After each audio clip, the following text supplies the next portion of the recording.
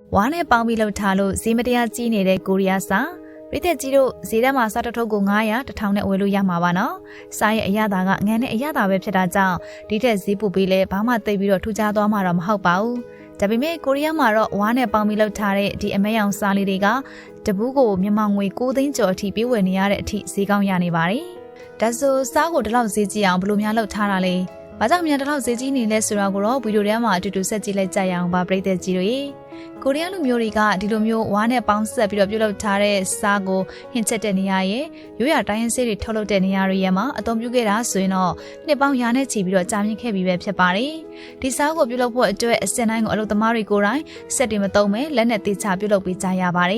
်စားတွေကိုဝစစ်တွေတဲ့ထည့်တာကစားလို့9ချိန်တိတိမိဖုံးရတာပေါင်းရင်နောက်ဆုံးအချောတက်တဲ့အဆင့်အထိတစ်လကစားလို့45ရက်ကနေရက်50အထိကြာမြင့်တယ်လို့သိရပါတယ်ဝါနဲ့ပေါင်းဆက်ထားတဲ့စားကိုထုတ်ဖို့ဆိုရင်အရင်ဆုံး3နှစ်တောင်ဝလုံးတွေကိုအစစ်တစ်ခုခံပြီးအပိုင်းတွေပိုင်းတာနဲ့စတင်ရပါတယ်။အဲဒီနောက်မှာတော့ကိုရီးယားအနောက်ဘက်ကန်ယူရန်ကနေရရှိတဲ့ပင်လယ်စားတွေကိုဝစစ်ဘူးတွေတဲ့တင်းကျပ်နေအောင်နဲ့အလုပ်သမားတွေကိုယ်တိုင်လက်နဲ့ဖိသိပ်ထည့်ရပါတယ်။အဲဒီနောက်မှာတော့စားတွေထည့်ထားတဲ့ဝစစ်ဘူးတွေကိုစင်နေနဲ့တင်ပြီးမိဖို့အကြီးကြီးတွေကိုထည့်ပေးရပါတယ်။ဒီမိဖို့အတွက်ထင်းကိုလည်းရိုးရာနေတဲ့အတိုင်းထင်းရှူသားကိုပဲသုံးတယ်လို့သိရပါတယ်ရှင်။အဲဒီနောက်မှာတော့အပူချိန်800ဒီဂရီဆဲလ်စီယပ်အကျော်မှာ12နာရီကနေ14နာရီလောက်ပြီးဖုတ်လိုက်မယ်ဆိုရင်တော့ဝါးတွေကပြာကျသွားမှာဖြစ်ပြီးတော့စားခဲတွေပဲကြမ်းခဲ့တယ်လို့သိရပါတယ်။ဒါပေမဲ့ဒါကပထမအဆင့်ပဲရှိပါသေးတယ်ရှင်။အဲဒီနောက်မှာတော့စားခဲတွေကိုတူနဲ့ပြန်ထုချပြီးတော့ဝစစ်ဘူးတွေနဲ့ထည့်ပြီးမိဖုတ်တာကို8ချိန်တိတိထပ်ပြီးတော့လုပ်ရပါတယ်။နောက်ဆုံး9ချိန်မြောက်အလဲမှာတော့မိကိုအပူချိန်1000ဒီဂရီဆဲလ်စီယပ်ကျော်တဲ့အထိပေးရပါတယ်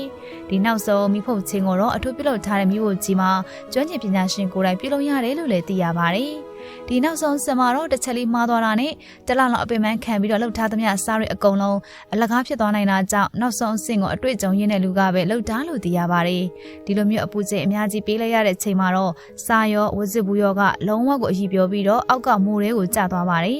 ရဲ့အနေငယ်လောက်အေးခံပြီးသွားရင်တော့အခုပရိသတ်ကြီးတို့မြင်နေရတဲ့အနက်ရောင်ကြောက်သားနဲ့တူတဲ့စားတွေကိုရရှိမှာပဲဖြစ်ပါတယ်။အဲဒီနောက်မှာတော့ကြံမိုးကြီးတဲ့ဒီစားတွေအလတ်သက်မဖြစ်အောင်လို့အလုပ်သမားတွေကိုယ်တိုင်လက်နဲ့တေချာထုခွဲရပါတယ်။တလောက်ကျော်လောက်အလောလောအပီမှာတော့ဒီဝါနဲ့ပေါင်းဆက်ထားတဲ့စားတွေကိုထုတ်ဖို့ရောင်းချလို့ရတဲ့အဆင့်စီရောက်သွားပြီပဲဖြစ်ပါတယ်ရှင်။ဒီစားကြောက်ဆက်ပြီးတော့မပြောသေးခင်မှာကျမတို့ရဲ့ token ကို like and follow လေးလုပ်ခဲ့ပြီးဖို့လည်းတောင်းဆိုလိုက်ပါရနော်။ဒီလိုမျိုးစားတွေကိုဝစစ်ဘူးတွေနဲ့ထည့်ပြီးတော့မိဖုံးလိုက်တဲ့အခါကျရင်စားထဲမှာပါတဲ့ plastic အစသေးလေးတွေလိုမျိုးမကောင်းတဲ့အရာတွေကတစ်စစ်မိတစ်စစ်မှာစစ်ထုတ်ခံသွားရမှာဖြစ်ပြီးတော့အစားကလည်းလုံးဝတန့်စင်သွားမှာဖြစ်တယ်လို့သိရပါတယ်။နောက်ပြီးဝါးကိုအကြီးပြောတဲ့အထိအပူပေးလိုက်တဲ့အခါကျရင်လည်းဝါးစီထွက်လာမှာဖြစ်ပြီးတော့ဝါးမှာပါဝင်တဲ့ကောင်းတဲ့ဓာတ်အလုံးကစားတွေကိုပြုံဝင်သွားမှာဖြစ်တယ်လို့လည်းဆိုပါတယ်ရှင်။ဒီစားရဲ့ဈေးကတော့ဘယ်နေရာကနေဝယ်တယ်ဆိုတာရဲ့စားကဘလို့ပုံစံဆိုတာရဲ့ပေါ်မှုတည်ပြီးတော့ဈေးကွာချမှုရှိတယ်လို့လည်းသိရပါတယ်။9ချိန်တိတိမိဖုတ်ထားတဲ့စားကတော့1ကီလိုကိုဒေါ်လာ180ကနေ230လောက်အထိဈေးရှိတယ်လို့သိရပါတယ်။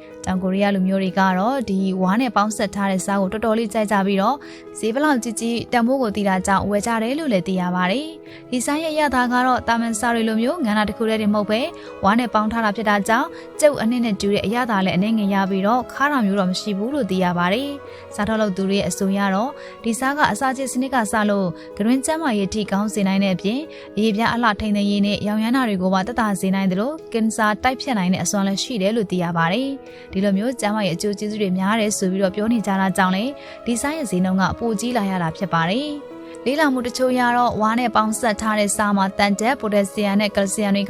ကတာမန်စားတွေနဲ့ရှင်းမယ်ဆိုရင်တော့ပိုများပြီးခန္ဓာကိုယ်ရဲ့ကိုယ်ခံအားစနစ်ကိုပိုကောင်းစေနိုင်တယ်လို့လည်းသိရပါတယ်။စားလုပ်တဲ့လူတွေကတော့ဒီလိုကြော်နာပေမဲ့ကမ္ဘာ့ကျန်းမာရေးအဖွဲ့အစည်းကတော့ဒီလိုစားတွေမှာအစိတ်ဓာတ်ပေါင်းမှုမရှိပေမဲ့ဘလို့အာဟာရနဲ့ပတ်သက်တဲ့အကျိုးကျေးဇူးမှလည်းမရှိဘူးလို့ဆိုထားပါတယ်ရှင်။ဟုတ်ကဲ့ပါအခုတင်ဆက်ပေးခဲ့တာကတော့ဝါနဲ့ပေါင်းပြီးလှုပ်ထားလို့ဈေးမတရားကြီးနေတဲ့ကိုရီးယားစားအကြောင်းပဲဖြစ်ပါတယ်ပရိသတ်ကြီးတို့သာအဆိုရင်ရောအဲ့ဒီလိုဘာကောင်းမှတေချာမသိတဲ့စားကိုဈေးကြီးပေးပြီးတော့စားကြမှာပါလားရှင်